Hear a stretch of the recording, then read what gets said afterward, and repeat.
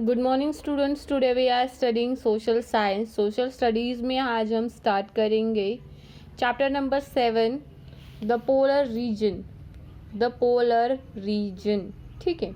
तो what is meant by polar region? Polar region क्या है? पोलर रीजन क्या है?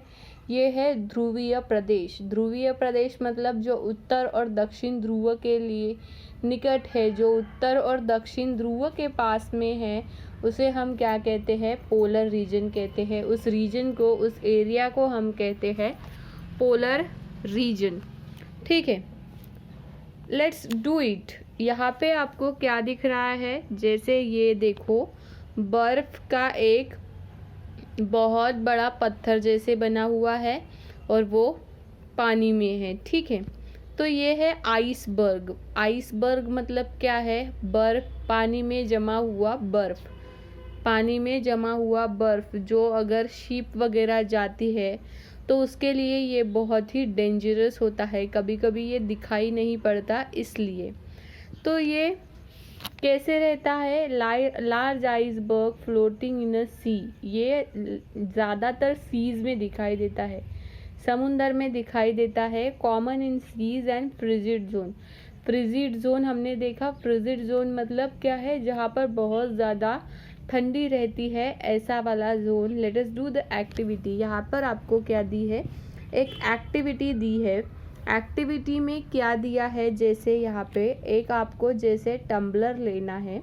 टम्बलर मतलब एक बड़ा पतीला जैसे लेना है, उसमें क्या करना है? वाटर फिल करना है। Fill the water in it, ठीक है। A large glass bowl half filled with water. A large glass, take a large glass bowl, filled it with half, and a stone. Take another material is a stone, and place the tumbler in the freezer. That tumbler, we want to place that tumbler in a freezer. When the water freezes, water when completely freezes, take the tumbler out and carefully drop ice into the glass ball with the water. Carefully drop that tumbler ice into the water. With the same time, drop the stone into the water ball. With the same time, what we have to do? That stone is also drawn to the water ball. What do you observe? What we observe in that? What we observe? आप ये घर में भी करके देख सकते हैं। आप ये घर में किस तरीके से करेंगे? जैसे एक टम्बलर लेके उसे उसमें पानी रख के फ्रिज में रख देंगे, फिर एक स्टोन लेंगे और फिर आधा कटोरी भरा हुआ पानी लेंगे और उसमें वो प्लेस करके देखेंगे तो क्या होता है? आइस जो रहता है वो फ्लोट होता है और जो स्टोन रहता है वो नीचे जाके बैठता है, ठीक है। तो आइसबर्ग फ्लोट, तो इसका मीनिंग क्या है ये सारी एक्टिविटी करने का? That the iceberg is float on the water. Ice का जो बड़े से बड़ा टुकड़ा रहता है, that is a float on the water. वो क्या होता है? पानी में तरंगता रहता है, ठीक है। As we move the temperate zone and travel the poles, we enter a frigid zone. This region of the polar type of the climate. Most of the region is covering a permafrost, a permanent layer of the snow.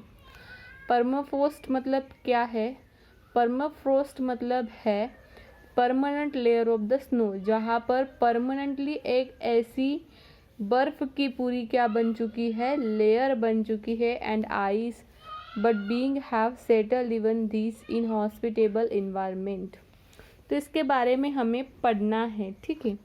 तो ये जो polar region है वो कहाँ कहाँ पर है पहले हमें देखना है। वर्ल्ड फ्रीजिड जोन जो है टुंड्रा और आइस कैप है, तो ये कहाँ पर है?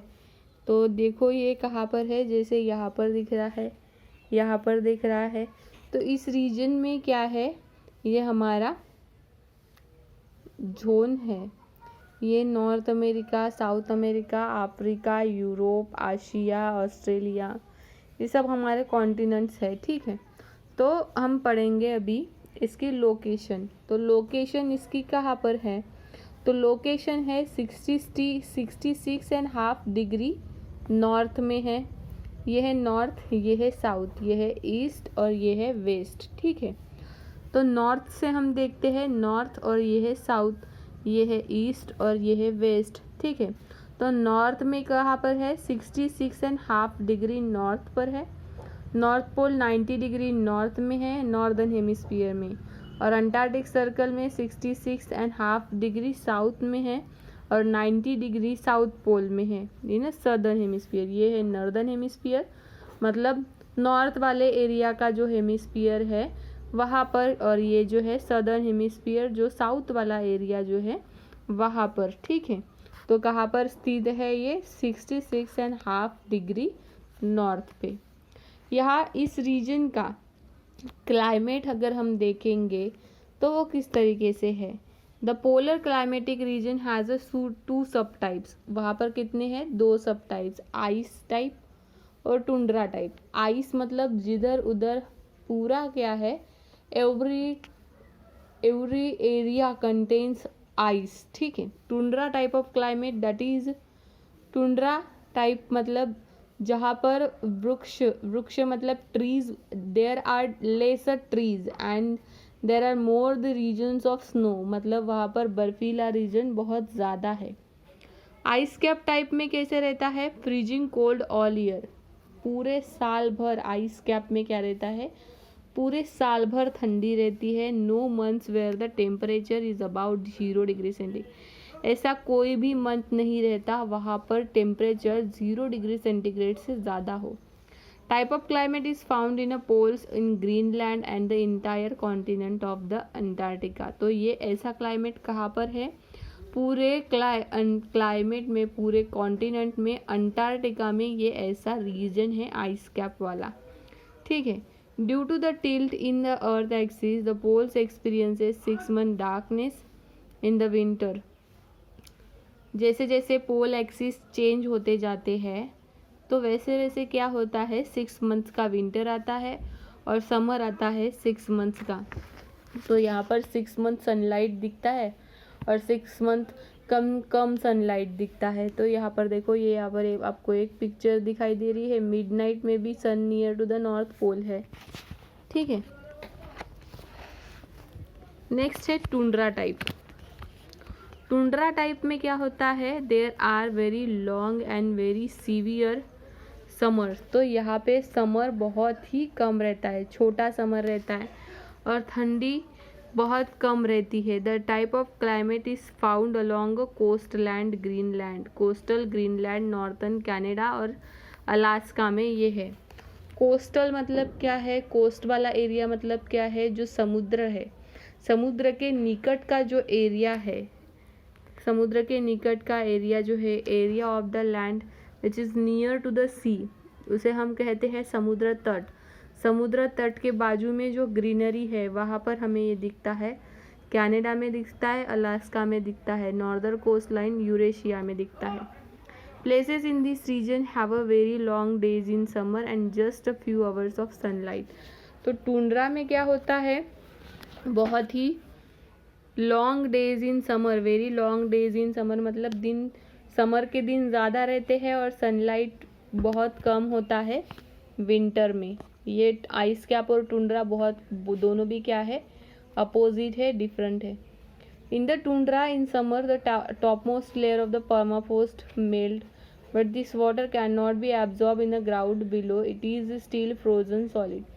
तो ये जैसे आपको बताया है कि ये हमें पता होना ज़रूरी है कि टुंड्रा एरिया में क्या होता है, जो ऊपर की जो लेयर रहती है परमाफ्रोस्ट, परमाफ्रोस्ट मतलब बर्फ़ की जो लेयर रहती है वो क्या हो जाती है, मेल्ट हो जाती है, मतलब पिघल जाती है। So the melted water collect in the surface of making ground. तो वहाँ पर की जो ज़मीन रहती है, सरफेस रहता है, दैट सरफेस इज सॉजी मार्शेस एंड लेक। सॉजी मतलब गीली और नरम रहती है और मार्शेस मतलब वहाँ पर बहुत ज़्यादा क्या रहती है, दलदल रहती है, मतलब बहुत ज़्यादा गीली मिट्टी वहाँ पर रहती है, क्योंकि वहाँ पर जो परमाफ्रोस्ट लेयर रहती है, स्नो वाली लेयर, वो क्या हो जाती है, पिघल जाती है इसकी वजह से। तो इस रीजन में, ये पोलर रीजन, फ्रिजिड रीजन में, now the how is the plant life. तो प्लांट लाइफ किस तरीके से है, Thousands of small plants with the colorful flowers bloom during the short summer. बहुत सारे प्लांट्स रहते हैं और जो ब्लूम होते हैं समर सीजन में. No plants live in ice cap this regions permanently frozen. तो आइस कैप जो रीजन है, in this region there is no flowers and no plants. Why? Because there is already permanently ice frozen, permanently frozen. Such a permanently frozen soil is called permafrost. उसे ही हम कहते हैं permafrost. The tundra region too has a permafrost. Tundra में भी permafrost रहता है. However, during the short summer, लेकिन वहाँ पे छोटा समर भी रहता है. मतलब कुछ वक्त के लिए वहाँ पर समर वाला सीजन भी रहता है.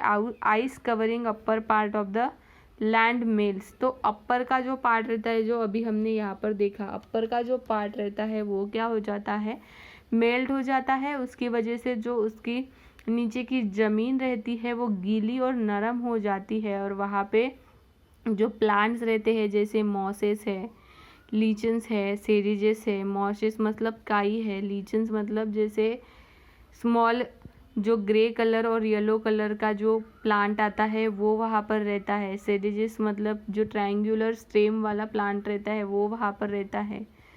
नियर द कोस्ट, कुछ जो कोस्ट मतलब समुद्र तट में जो ग्रीनलैंड रहता है वहाँ पर रहता है.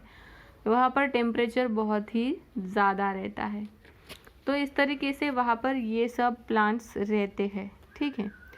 नेक्स्ट है कि एनिमल लाइफ किस तरीके से है, ह्यूमन लाइफ किस तरीके से है, उनको चैलेंजेस किस तरीके से फेस करने पड़ते हैं, ये हम देखेंगे नेक्स्ट क्लास में. आज हमने जितना भी इस क्लास में पढ़ा, location, climate, animal, plant life, tundra type क्या है, आइस कैप टाइप क्या है, पोलर रीजन क्या है, वहाँ पे किस लोकेशन में पोलर रीजन में आता है, ये सब हमने देखा. तो आपको ये सब होमवर्क के कॉपी में लिखना है और इसे पढ़ना भी है. ओके स्टूडेंट्स, तो आज के क्लास में हम इतना ही देखते हैं. इसके आगे के क्लास में देखेंगे हम नेक्स्ट वाला पोर्शन.